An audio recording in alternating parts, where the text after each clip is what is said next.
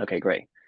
Hello and welcome to the Grow Patiently podcast, where we speak with healthcare entrepreneurs and healthcare leaders and hear all about their wonderful stories in the world of healthcare and learn about how they've grown their businesses and how they're expanding their reach. And I'm really excited today to be here with Margaret. I'm going to just jump straight over. Margaret, do you want to introduce yourself to everyone? Yes, thank you so much, Hugo, for having me. It's a pleasure.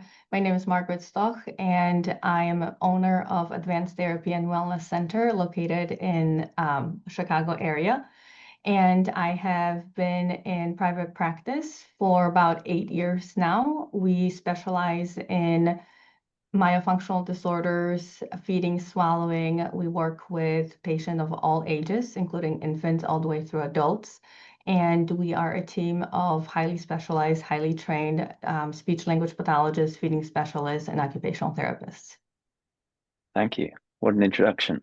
Yeah, I'm really interested to speak with you in more detail because obviously we had a brief chat before and it's such an interesting field that you're in.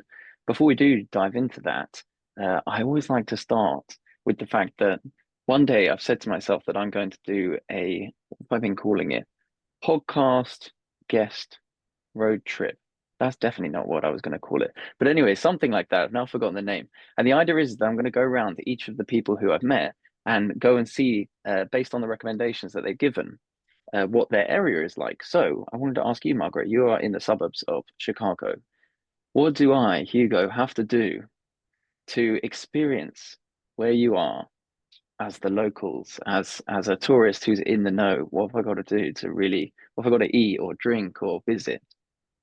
I think a lot of people think about Chicago as being the, downtown area, Lake Michigan, obviously Lakeshore Drive, and, the parks and the museums and all the, sports and entertainment and things like that, and Chicago theaters, right?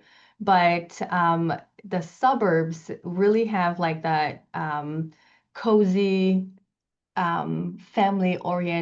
oriented feel, right? So our little towns, the little cute shops, the little mom and pops restaurants, and that the food's just made right there. So I think we have a lot of different suburbs that have really great restaurants, a really great like downtown areas. We can just walk around and enjoy the little kind of suburban towns, right? With the brick pavers and so especially winter time. We outside here we have a town called Naperville, which if you were to look into that is one of the best suburbs to live in. It made that list of like 10 best suburbs to live. And so Naperville is really good. Even my hometown of Plainfield has a really cute downtown area with, local restaurants and cute shops and things like that. So I think that that's, kind of the missing gem of the Chicagoland area here. If you were to come visit Chicago, definitely check out one of the little towns out in the suburbs. Thank you. I've got the scoop. I'm Yeah. excited. Okay, well, let's dive into it. Why don't you just explain? Obviously, you did give the introduction already, but why don't you talk a little bit about what sort of problems you solve with your practice, what kind of people you help, what kind of difficulties they're facing? Yeah, so because we serve all ages, our population is, the variety of things that we help with is pretty wide. But the majority, if you want to just kind of narrow it down, it has to do with any mouth dysfunction. So whatever is going on with the mouth, whether it is related to a baby having hard time breastfeeding, a baby having hard time with, bottle feeding, an older child that's having hard time transitioning to solid foods, or later on where we, call these kids picky eaters or selective eaters, right? Speech development, language development, anything like that. But we dive a little bit deeper, kind of past those symptoms, if you want to call them, or kind of red flags. We look at how is the mouth developing? What are the structures? Are there any implications as far as, you can have a structural complication from the time the baby is born, such as a tongue tie or recessed jaw, that's already going to be a problem for this baby to function properly, breastfeed, bottle feed, and whatnot. So we're looking at the structures, right? What are the complications with that? And then looking at how this person is, functioning around those structures, looking at the way they're breathing. Are they nasal breathing? Are they mouth breathing? And then from the time we have, let's say, a baby, right? We're watching their development. And we know that if the structures are compromised, they're going to be compensating. How are they compensating? What are the consequences going to be then later on? If we have somebody who's mouth breathing from the time they're infant and they continue to mouth breathe, we know the consequences are going to be pretty severe for them in terms of how that face continues to grow and develop, and then how that function is going to be compromised, especially when it comes to breathing, because mouth breathing leads to smaller airway. We know that person is going to then have insufficient breathing patterns. They're not going to have good sleep quality, because if you're not breathing during the day properly, you're not going to be breathing properly at night. If you're not breathing properly at night, then you're not going to have a good quality of sleep, right? And so it's like this vicious thing that we're looking at, right? One thing feeds into the next, and we're evaluating a person when we get, a new patient from where they're at, looking at what are the consequences of if we don't interject right now and do something with this person, if we don't give them any kind of treatment, what are the, trajectory of their life and what are the possible consequences. So there's, kind of a lot that we're looking at, but in a nutshell, anything that has to do with the malfunction, we're looking at it. And then going into what we do with occupational therapy and craniosacral therapy, retained reflexes, we also know that if there is a problem with your mouth, the way you're breathing, your nervous system is going to be impacted, because the nervous system is going to have to figure out how to like catch up and how to make you function and how to make you survive, right? Every day. And so the nervous system is going to be impacted. And if we have somebody who's in this fight or flight nonstop, right, that is going to have also consequences for their learning, their behavior, their overall development, and all of those things, right? So we're looking at this whole, picture of this person and what are all these things that come together and how do we help them move forward to eliminate or decrease as much as possible those consequences that they're potentially are kind of heading into. Wow. Yeah, really important work, and sounds there's so many things that go into it. I mean, I've heard a little bit about like mouth breathing and nose breathing and things like that. I see those guys who have the bits that go on their nose because they're optimizing their breath or something like that. But I certainly hadn't realized that it had such significant implications if you were to do it throughout your whole life. I suppose I'm just thinking, how do I make sure that I breathe through my nose more? But that's slightly different, I suppose, to what you do. Because what it sounds like, and I think one of the things that's so interesting about your practice is that some people work into these segmented areas within the sort of problems that you've mentioned. So they may help with speech and language, for example, but they won't necessarily look at, well, what's actually caused this issue that you're now trying to sort of solve. And you're taking a far more holistic approach. And then you have a number of different people who are able to help with that within the team, I suppose. What I'm interested in, well, I'm interested in it all, to be honest, but I'd say one of the things I'm always interested in with our sort of marketing and patient acquisition stuff behind us is, how do you find these patients? How do you speak to what I presume is actually quite a niche audience? Because for a bit of context for people who are sometimes listening, uh, many people may have a practice as well, but they might have a practice that's a dental clinic. Everyone needs to go to a dental clinic. And so it's a slightly different approach. I just wonder, yeah, what do you do to get your patients? And do you feel like there's something specific you do to speak directly to this slightly niche group? For us, it's really important to educate people. And so any initiative that we make, we don't really advertise. Like I don't pay for advertising. I don't do Google ads, Facebook ads, anything like that. but I do try to be present on social media for the outreach and the educational piece because, like you said, what we do is so niche and specialized. Majority of people don't know anything about any of the stuff that I said, right? And it's so important for us to educate and provide the education to parents and adults. I mean, there's a lot of stuff that you can do as an adult if you have TMJ or any kind of mouth dysfunction. So there's, options for everyone. And my biggest purpose is education. And so that's what I try to do, educate, educate, educate. And without really looking like, oh, is this going to bring me patients? Is this going to, what is this going to be my return on investment type of a thing, my ROI, right? I don't really look at it from that perspective, but I do intentionally develop collaborative networks, and that's where we get majority of our patients from. And it's very, very important for us to be in collaboration with like-minded people who have the same mindset of that holistic approach, that holistic view, right? And they understand my role, I understand their role, and then we can work together for the benefit of the patient. We really are, the team that I have built, everybody is thinking of a perspective of like what is the best that we can do for this patient together. We're not looking at patients as what is the revenue we're going to be able to collect from this patient. We're like, what are we going to do to help this person? And that is really kind of what I do and how I look at my practice. And I think when you have that purpose of really wanting to do good and help people, the referrals, the money, that all that is just the byproduct of that.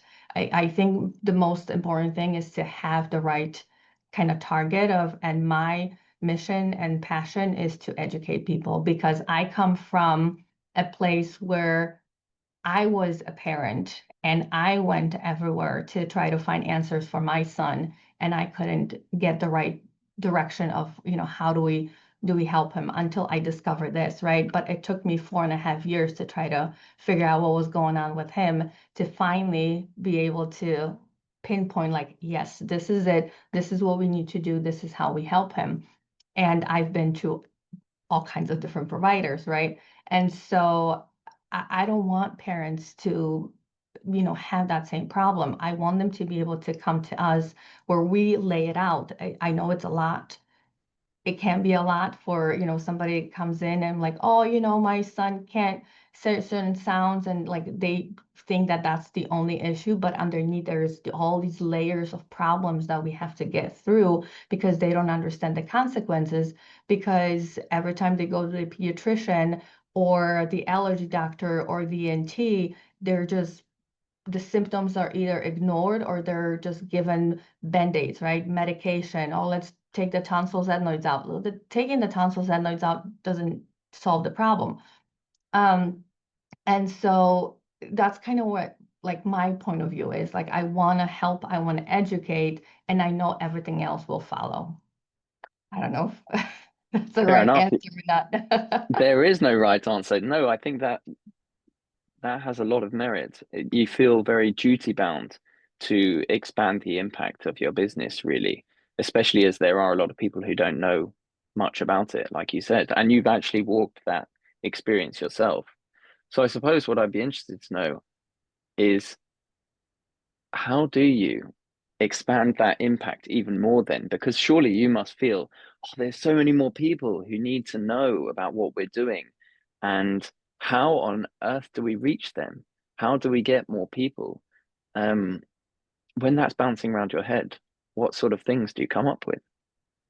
So definitely trying to take advantage of the social media, and we do have people that find us on social media and follow us, and they, turn into patients because of the information that we put out. We also organize some community events. We host seminars. We'll invite people, and we do it for free. Like we don't charge anything. We'll invite the community to come and learn about red flags for development. What are some things to look out? in a toddler when we're, just transitioning into more of those like adult skills for eating, right? And chewing and swallowing and accepting a variety of foods and whatever different topics, right?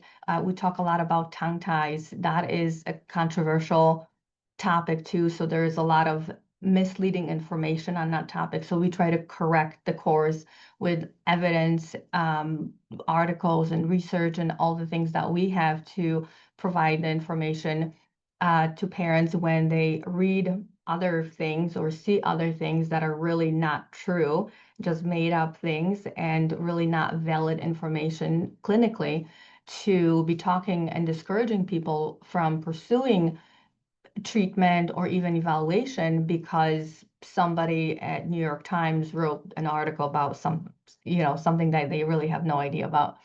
So anyways, and so we try to, educate, through the community events, through our social media, through our families. Our families are great. All of our patients, a lot of times we have like a whole family in the waiting room, a cousin, a neighbor, and they talk to their friend, their sister, their brother about their child and all these things. So we're spreading our information also through our patients and our families like that. One person says to that person about this and then that, and then it just kind of trickles, down to, domino effect, right, to whoever needs to hear it, right, and whoever is kind of looking for that information.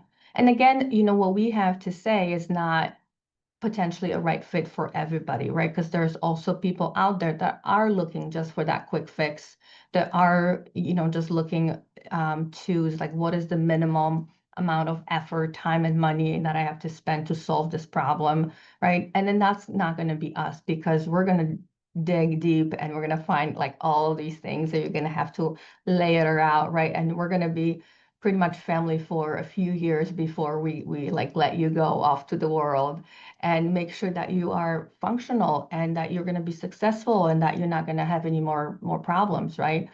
Because I'm not trying to create a customer for life. I'm trying to create a person that's going to have an improved quality of life and they're going to be functional and they're not going to have any issues. And plus, on top of that, especially for our younger generation, I want them to be able to have kids that don't have these problems because we know that if we correct breathing, sleep, chewing patterns, and how the mouth grows and develops, those are the genes that they're going to pass on to their kids. Really? Is that how it works? That if you're someone who's grown up experiencing some of these problems, presumably somewhat through your nurture and somewhat through your nature, you can then pass on to your child the sort of new technique that you've developed through working with you. So everything is epigenetic, right? So it's the environment that you're in, right? And then your genes. So if you are if you change the environment, right, you also going to be altering your genes that you're going to be passing on. And when I say environment is the way you're breathing, the way you're eating, right, the way you're sleeping, all of that is going to have an impact on the quality of your genes and what you're passing on. And we know that these things run in families because those are the genes, right? So if we have a mom and a dad who are mouth breathers, their child's going to be 99.9% a child who mouth breathes also. If you have somebody who has a tongue tie, they're also going to have a tongue tie. The kids will. So a lot of times we treat the entire family. We may start with one child, let's say a baby, and then we end up treating everybody, including the parents. Wow. Way to get a legacy, I suppose. You know Right. that actually the work that you're doing is having an impact on future generations. And that's That's exactly amazing. what our mission is we want to impact future generations. I love it. You spoke about having a great network. People with a business mind will be thinking it's sort of partnerships essentially, where you can refer to one another. But you certainly framed it much like you've framed everything with a sort of sense of duty and mission, um, in terms of trying to make sure that you're doing the best for the patient. But I thought it might be interesting to talk about, do you have any tips and tricks for finding great partners, for creating a great network? Because I know there'll be other practice owners who'll be listening thinking, Yeah, maybe that's something I should be doing more of. What should I do first? And maybe you have that answer. For me, is investing in your education and then going out to conferences and trainings and different things, and because that's where you're going to meet people that also have the same mindset. And that is how I developed my network for, when I first started my private practice for the first 2 years, 3 years, I've traveled pretty much around the world to not basically for me to get the information to be the best I could be for my patients, but also to develop that network because I do understand that holistic treatment and looking at people holistically requires a team approach. I can't do all of it myself. Even if I was, a medical doctor, there's no way I can treat all of it. And I can't know all of it. So I need somebody else to help me out with the patient because the systems are so interconnected. Everything feeds into each other, right? One system feeds into the next that we need multiple people. And for me, it was important to find out how these systems are connected and who is that person to refer to, and then go and talk to that person. And through going to conferences, going through to events and different classes and trainings, that's how I developed my network. And I think it takes that commitment to first is financial commitment because these things are not cheap, right? They can get pricey, and then going away from your family and spending a weekend or a week or whatnot it takes, right, for you to travel and do all that stuff. But that was very, very important for me to do and develop that network. And then it goes from there. You know one person, and then you meet up with them at the conference and they introduce you to five other people, and then now you have five other people in your network, and then you go again and you meet more, and that's kind of how it is. So at this point I pretty much have connections around the world. If I needed to find somebody for a patient in Japan or in Brazil, I have connections. So in UK, and so I think that was one of the things that was most beneficial for me to develop that network. Yeah, really important. And I suppose they probably like the way that you're approaching your work and then think, oh, now I know someone in Chicago who can help with this particular part. Right. So, okay, in the practice, it sounds like you have almost your service or your product or the things that you're delivering to people down to a T, right? You're feeling really confident that you do amazing things, and obviously people are speaking about it and all this kind of stuff. So I wonder what's next for the business. What's on the horizon for the next year or so? So right now I feel we're in a good spot operationally. We're very efficient when it comes to just kind of day-to-day operations and things like that. And I'm really focusing right now on developing a strong leadership team and some of my key employees. And my next thing is to be able to expand, and so either start a new practice or acquire an existing practice and just pour my mission and vision and operations into that, and so that I can know that we're doing things the right way and kind of my way, right? I have high standards for things, so I want things done a certain way and things like that. But definitely on the horizon, moving into the future is multiple locations, potentially going, different states and things like that. But I understand the importance of this information, and I really want to have this be more accessible to people. Right now, we have patients that drive from like 2 hours away to our practice. And if we had multiple locations, if we had them, spread out, then I know the access would be easier, right? The information would spread more through the communities wherever we are and things like that. So that is kind of like the target for the next few years. That will be fun. Then you'll get your operational hat right back on for coordinating all of that, I'm Right. sure. Yeah. Then you need a new operation which is running too, as well as the two running themselves. Well, that will be exciting. Um, yeah, because the need is definitely there, and it's really important. Like I said at the top of the episode, people's lives get massively affected by that. And I mean, you even said you experienced it yourself. So I've got to ask about AI as well, because everyone wants to know about AI. What are you Sure. doing with AI in your practice, if anything? Um, I mean, ChatGPT has definitely become my friend over the last couple of years, and as it continues to evolve, I am finding new ways to incorporate it, not only in kind of my job duties and what I have to do as a business owner, but also in, my clinicians' day-to-day tasks and my admin team and stuff like that. So we set up a lot of different projects or agents and different things like that in ChatGPT that help us make things smoother, quicker, and things like that. We've set up a lot of automations. We use Asana with Airtables, and so we have a lot of automations set up around the workflow of how patients are brought into the practice.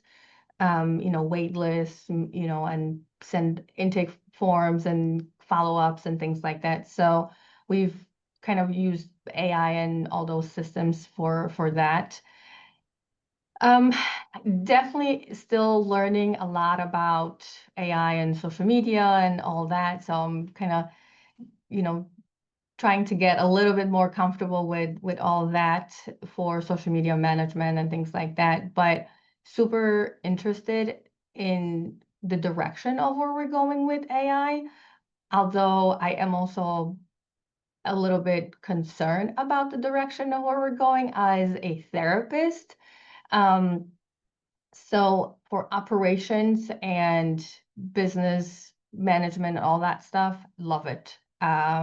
There is the potential how you can automate different things, make it more efficient, error less, right? Like, the minimizing of communication errors or lack of follow-ups and different things like that. It's amazing. So I love for that. As a therapist, though, I am concerned about the direction where we're heading with AI because I don't think AI will be able to replace in-person therapy. And I see that kind of the direction we're heading. And I can see where a lot of people can get hooked up on that because of the convenience, and also it's going to be a low cost. And but then we're going to be just like minimizing the quality of care to bare minimum, which is I'm not happy about that. Yeah, it's kind of interesting that people are starting to have AI as a sort of personal crutch, not necessarily for tasks, but for decision making almost, or even just day-to-day emotion processing, which is interesting. And I'm not convinced about that, especially as the therapist model. And I'm definitely not a therapist and I know almost nothing about it. But there's only so many times you can go to see a therapist in a week. So there is an element of this is what we've gone through, and now you're going to go and do this bit by yourself and remember the stuff we spoke about.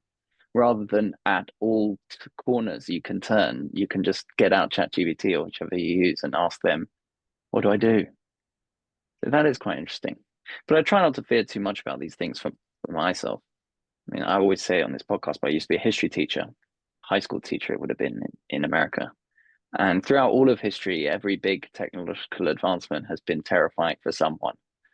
Someone was telling me just the other day that I think it was maybe Socrates or someone, doesn't really matter who, but someone from a long time ago was really concerned about the fact that writing had been developed because we were all going to lose our memories to the paper where we could now export our memories.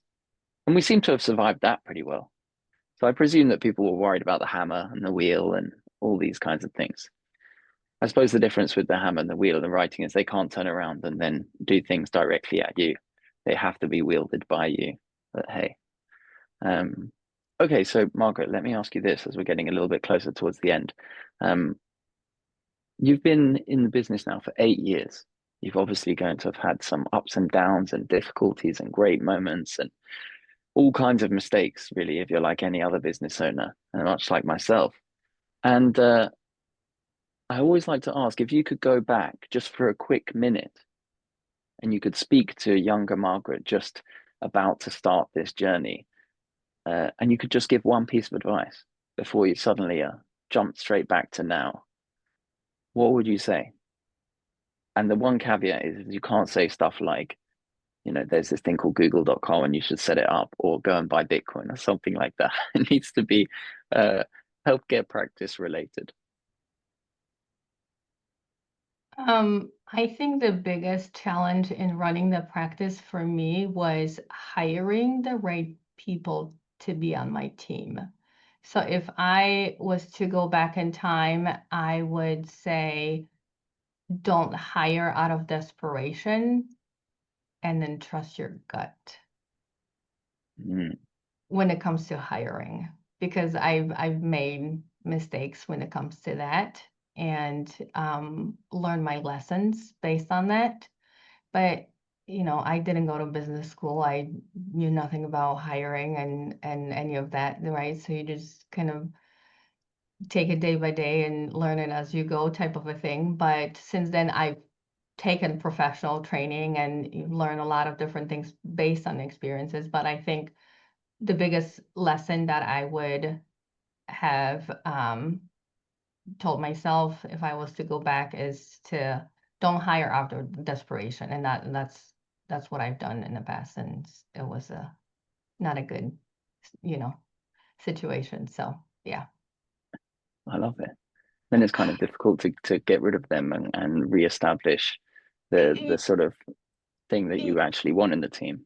Yeah, and I think it's just anything that you can imagine could go wrong usually does, and then you're kind of stuck in that situation, and you have to work yourself out of it. And typically it's just, especially for me, kind of my experiences and gave me more problems or things to deal with or clean up than it would have that if I just waited, concentrate on finding the right fit, right? Versus just like hire the first person that like, oh yeah, they're gonna be okay because I need somebody today, right? Yeah, And so that's where I'm at.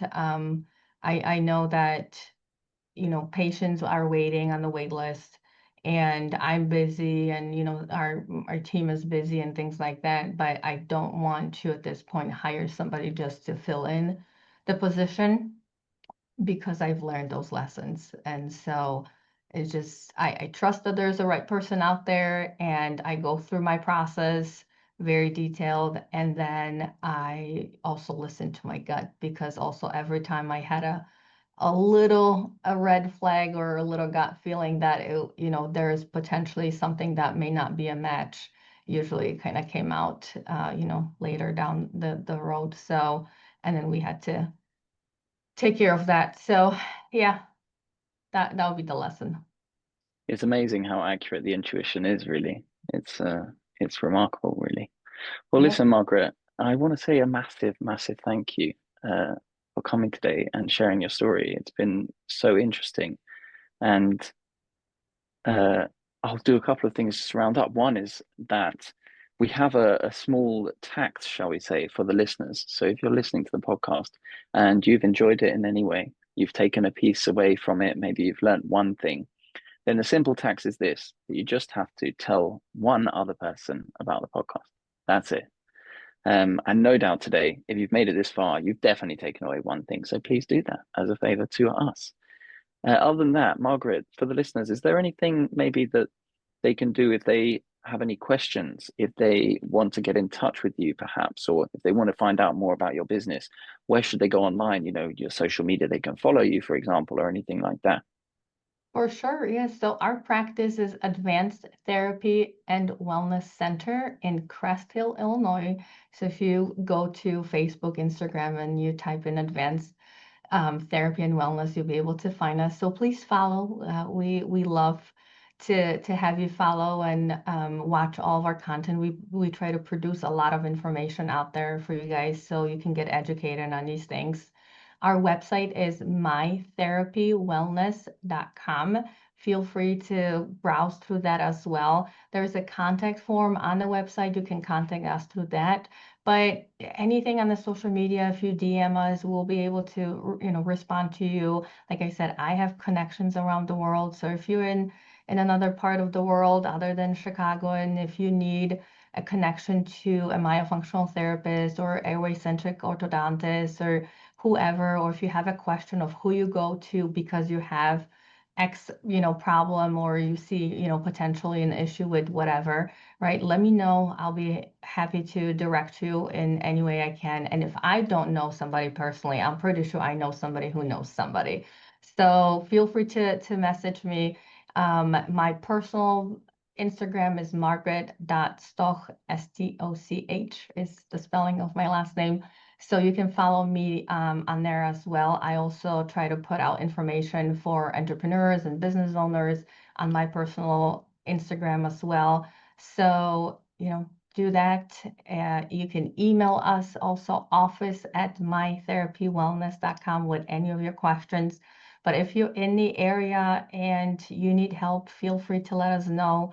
We'll be able to get you in for an evaluation or whatever else we need to do to help you, guide you through this process. So yeah, just reach out with anything that we can do to help. Fantastic. Well, Margaret, once again, thank you so much. And listeners, thank you all as ever. I appreciate you. Have a lovely day, everyone, and see you next time. And Thank Margaret, you. have a lovely day. Thank you so much. Yeah, thank you so much for having me, Hugo. It was really pleasure. Thank you. You're so welcome. All the best.